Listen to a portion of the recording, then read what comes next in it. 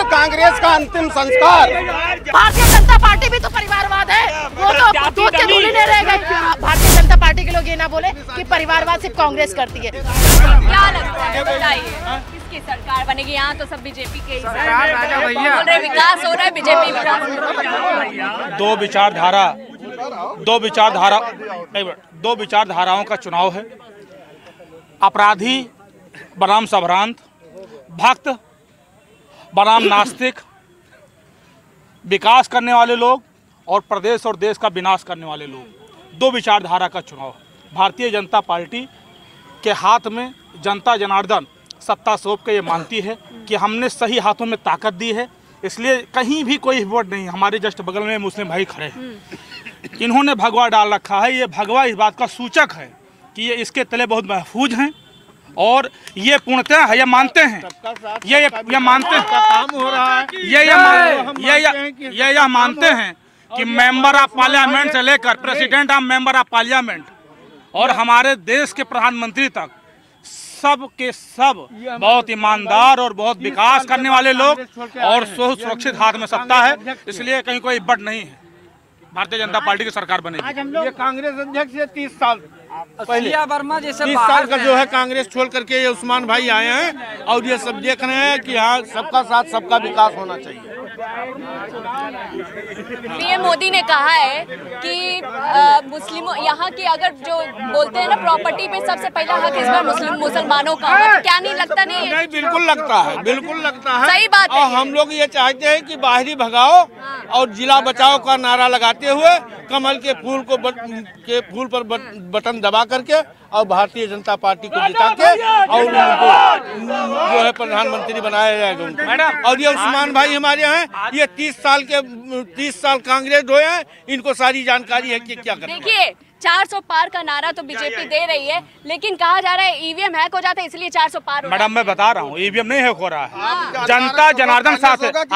आज deputy CM आए थे हमारे जिले में और डिप्टी सीएम ने कहा है, आपको पढ़ी लिखी है, ईवीएम कहाँ हैक जाता? पंजाब में ईवीएम नहीं हैक हुआ, दिल्ली में ईवीएम नहीं हैक हुआ, तेलंगाना में ईवीएम नहीं हैक हुआ, तेलंगाना का चुनाव हुआ ईवीएम नहीं हैक हुआ, और जहाँ भारतीय जनता पार्टी की सरकार बन जाए वहाँ विपक्ष कहता है, सुनिए तो, विपक्ष कहता है कि जहाँ पे सपा आ रही होती है, जहाँ पे कांग्रेस आ रही होती है, जहाँ पे गठबंधन की आ रही होती है, वहाँ ईवीएम हैक हो जाता है, ईवीएम खराब हो जाता है। तो तेलंगाना कैसे जीत गई कांग्रेस? पंजाब कैसे आम आदमी पार्टी जीत गई? दिल्ली कैसे आम आदमी पार्टी जीत गई? अगर ईवीएम हैक करना है वहाँ भी कर लेते हम। देखिए बड़ा आरोप लगा रहे हैं। आपने कहा ईवीएम की बात, मैंने भी सुन नहीं पाई हूँ, क्या बोले भाई सब? मैंने इनसे सवाल किया कि आप बताइए, सपा और कांग्रेस कहती है कि जहां पर सपा और कांग्रेस की सरकार आ रही होती है वहां ईवीएम जो है खराब कर दिए जाते हैं, और ये कह रहे हैं कि ऐसा कुछ नहीं है, तेलंगाना में क्यों नहीं हुआ अभी? नहीं, ऐसा नहीं है, ये सही कह रहे हैं, ईवीएम ही हमारा है, हमें जब हारने की बात ही नहीं है। ये लोग जीतते ही बेईमानी से हैं और टिकट भी गलत ही देते हैं, बलात्कारियों को टिकट देते हैं, जो महिलाओं के साथ यौन शोषण करता है उसको टिकट मिलता है। और अब तो देखने को मिल रहा है ये परिवारवाद, दूसरे को कह रहे थे हम तो परिवार देख रहे। अभी कर्नाटक कर रही है जी, किसकी बात कर रही है? फिलहाल की बात करिए आप कर्नाटक की। और यहाँ भी देखिए परिवारवाद, इस बार बाप को नहीं मिला, बेटे को टिकट मिल गया, तो कहीं ना कहीं ये साफ साफ दिख रहा है कि ये परिवारवाद है। कहीं ना कहीं से क्लियर हो गया कि ये परिवारवाद है। भारतीय जनता पार्टी के लोग ये ना बोले कि परिवारवाद सिर्फ कांग्रेस करती है। तो यहाँ तो हमारे गोंडा लोकसभा में कैसरगंज लोकसभा में तो यही देखने को मिला कि परिवारवाद चल रहा है। आपने कहा परिवारवाद, यहाँ तक मान लीजिए परिवारवाद, इनके पास तो प्रत्याशी नहीं है, बाहरी से प्रत्याशी ला रहे हैं। यहाँ ऐसी स्थिति तो है कि हम प्रत्याशी दे पा रहे हैं 2500 वोट, 3000 वोट, 200 वोट, 500 वोट पाने वाली पार्टी कह रही प्रत्याशी ही नहीं है भाई। कौन सा प्रत्याशी? गोंडा का प्रत्याशी बाहरी, कैसरगंज का प्रत्याशी बाहरी, कि प्रत्याशी नहीं है। आप लोग तो बड़े बड़े चेहरे भी उतार रहे हैं। तो हमारे पास है ना, तब हम बड़े चेहरे दे रहे हैं ना। नहीं है इनके पास नहीं, आप पूछिए ना। परिवारवाद बोल रहे हैं, कोई लड़ना ही नहीं चाह रहा, कोई लड़ना ही नहीं चाह रहा इनकी तरफ से। स्थितियाँ ये है, कोई लड़ना ही नहीं चाह रहा, लड़ना नहीं चाह रहा। वर्मा की पोती का परिवारवाद का हिस्सा नहीं है, ये भी तो परिवारवाद में किस मुंह मुंह से बोल रही हैं। एक परिवार के 8 प्रत्याशी, समाजवादी पार्टी से 8 प्रत्याशी एक ही घर के। परिवारवाद नहीं है, इस तरह परिवारवाद हमारी पार्टी में नहीं है। परिवारवाद हम नहीं कहे, आपके आदरणीय प्रधानमंत्री बोल रहे हैं। और ये प्रधानमंत्री परिवारवाद की बात कर रहे थे, प्रधानमंत्री परिवारवाद की बात करते हैं। उसको मैंने जवाब दिया कि दूसरों को आरोप लगा रहे हो परिवारवाद, तो भारतीय जनता पार्टी भी तो परिवारवाद है, वो तो दूध के धूली नहीं रह गई। हमारे सबसे बड़ी बात यह है कि यौन शोषण के लोगों को, और जो प्रियंका गांधी कहा जा रही, राहुल गांधी कहा जा रहे, ये बात देश के प्रधानमंत्री को पता चल रहा है।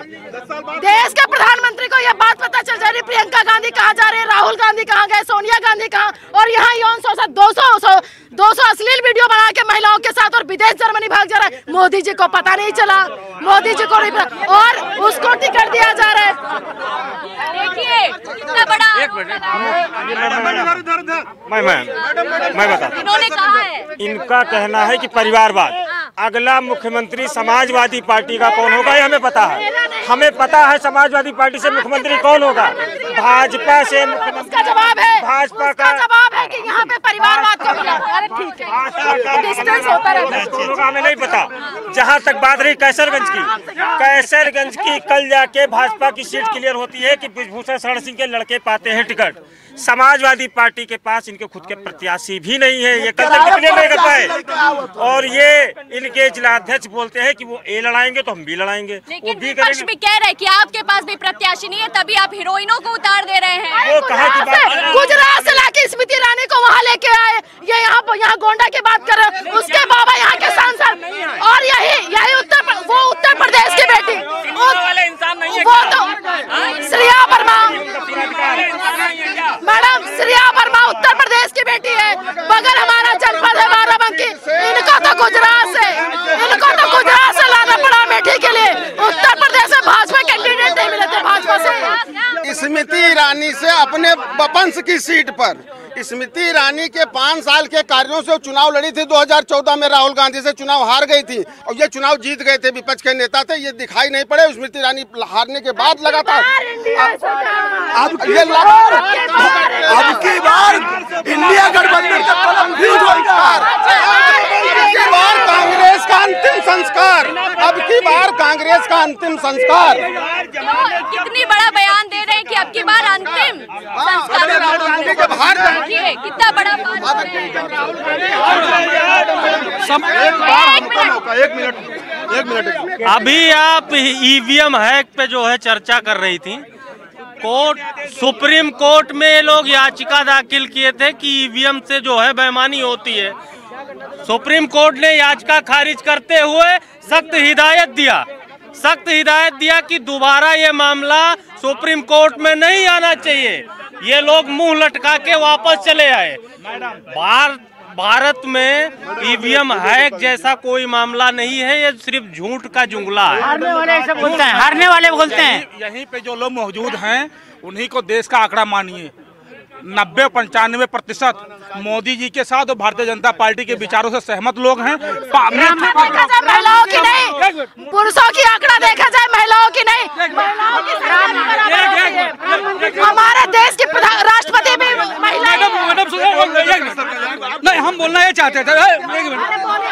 हम मैडम जी आपका परिचय चाहते हैं। समाजवादी पार्टी में कब से हैं आप? कांग्रेस। मुझे आप एक मिनट भाई साहब, मुझे लग रहा है ये गोंडा के रहने वाले नहीं है, क्योंकि मैं यहाँ के प्रत्याशी हूँ। मैं कांग्रेस की महिला अध्यक्ष हूँ, और जो प्रत्याशी और जनता नहीं जाने तो जाहिर सी बात है। और आप समाजवादी की बात कर रहे हैं।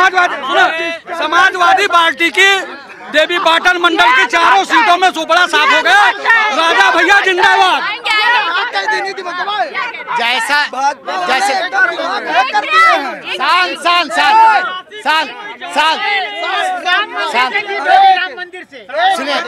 जैसे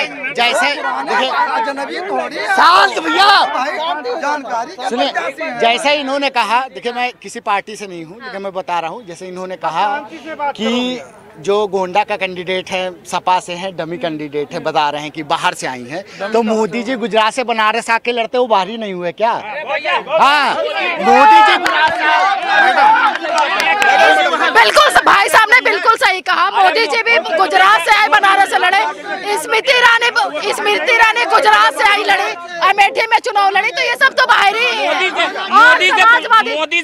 उस व्यक्ति की जो 500 वोट 1000 वोट पाने जा रहा है। मोदी की तुलना मोदी की तुलना भी करें तो समकक्ष करिए।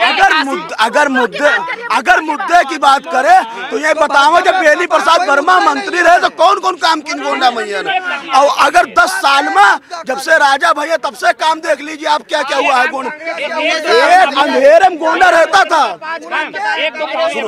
गोंडा अंधेरे में रहता था, आप बाहर जाकर देख लीजिए, जगह जगह लाइट लगी हुई है, जगह जगह लाइट लगी हुई है, मेडिकल कॉलेज बना हुआ है। अटल बेनी प्रसाद वर्मा जी की देन है, हर जगह सौर ऊर्जा सुनिए मैडम, कांग्रेस के लोग 5 कोई विकास बता दे बेनी प्रसाद वर्मा ने किया हो गोंडा के अंदर। अभी कई दिन हुआ इनको कांग्रेस में, मुझे सब पता है। चुनाव का आया, डमरू बजने लगा, सब ये जो मदारी जो निकल आए कि चलो मदारी दिखाने के लिए, ये सब बक्से में बंद थे।